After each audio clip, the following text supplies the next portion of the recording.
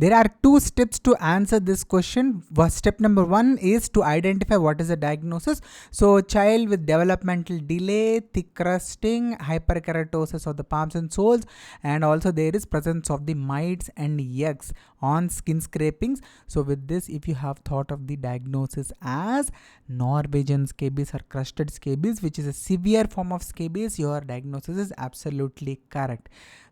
Next step is also very important, that is what is the examiner actually asking. So many students, by looking at the diagnosis, they will jump and answer option C as the wrong answer. But remember, examiner is asking most appropriate treatment to address the hyperkeratosis. So this is going to be taken care of by option A, topical salicylic acid. Remember dear students, the examiner is not asking the treatment for this scabies, but wants you to answer the hyperkeratosis is taken care of by, yes, it is topical salicylic acid. No doubt oral ivermectin is the mainstay of the treatment for crusted scabies, but this is not going to address the hyperkeratosis, that is thickening of the skin, and for that we are going to require a topical keratolytic agent, which is salicylic acid.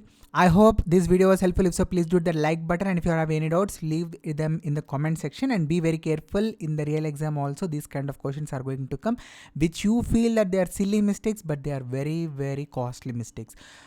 All the very best. Bye bye.